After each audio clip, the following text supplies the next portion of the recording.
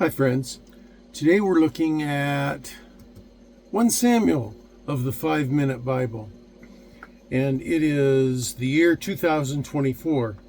This is the Jan Hus Institute of Biblical Studies, and I'm your old pal PapaDale, a retired pastor, teacher, theologian, and professor with over 50 years of service to the Lord Jesus Christ. If you want to know more about me, there are other videos on this playlist that will tell you. So for now, let's get right into 1 Samuel. The book of 1 Samuel in the Old Testament is a foundational text for understanding early Israelite history and the establishment of the monarchy within the nation.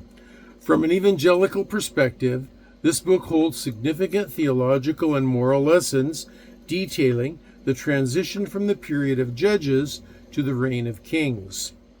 1 Samuel opens with the history of Hannah, a woman deeply distressed by her inability to conceive. Her earnest prayer and vow to God culminate in the miraculous birth of her son Samuel, whom she dedicates to the Lord's service.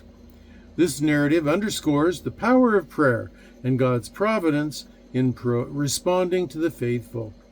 Hannah's song of praise, 1 Samuel 2, 1-10, emphasizes themes of God's sovereignty, justice, and the reversal of human fortunes, an important motif that resonates throughout the text.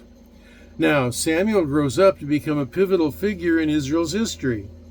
Initially serving as a prophet and priest, Samuel plays a critical role in guiding the Israelites. As the people face threats from neighboring nations and internal challenges, they demand a king to lead them, rejecting God's divine kingship. This request, rooted in a desire to be like the other nations, reflects a spiritual struggle, a tendency to rely on human authority rather than divine guidance. Samuel's initial reluctance reveals his understanding of the implications of such a choice. However, God instructs Samuel to heed the people's request and anoints Saul as the first king of Israel. Well, Saul's reign begins with a promise, but quickly descends into disobedience and chaos. Key events like his unlawful burnt offering in 1 Samuel 13 and his failure to completely destroy the Amalekites in 1 Samuel 15 illustrate the severe consequences of turning away from God's commands. The rejection of Saul as king highlights the critical importance of obedience to God in leadership. This theme resonates in evangelical teachings, emphasizing that leaders must be accountable to divine principles. As Saul's relationship with God deteriorates, God raises up David, a shepherd boy, to be the new leader.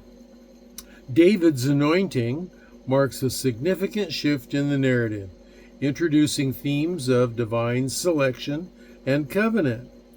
His early achievements, including the defeat of Goliath, exemplify courage and reliance on God's strength, reinforcing the belief that God empowers the humble and faithful.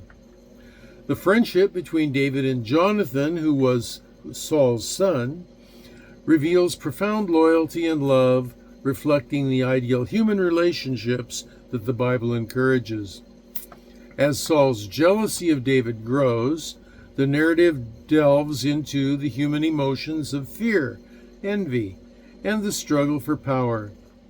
This conflict, while tragic, underscores the reality of spiritual warfare and the need for faith and resilience in the face of adversity.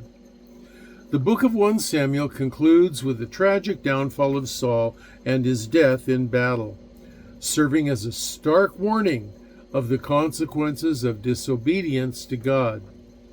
This ending invites readers to reflect on their own lives and the importance of pursuing a heart aligned with God's will.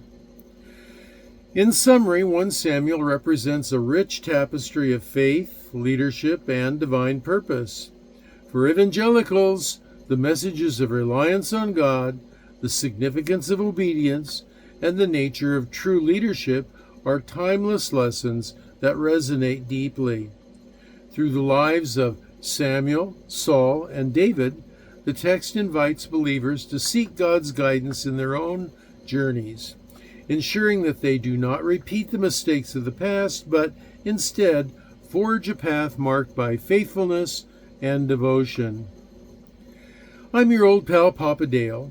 This is the year 2024, and the lecture you just watched is the 1 Samuel lecture from the 5-Minute Bible for the Jan Hus Institute. And so until the next time I see you in the next video, your old pal PapaDale here signing off, saying I will be praying for you, that you'll be well and that you'll be blessed.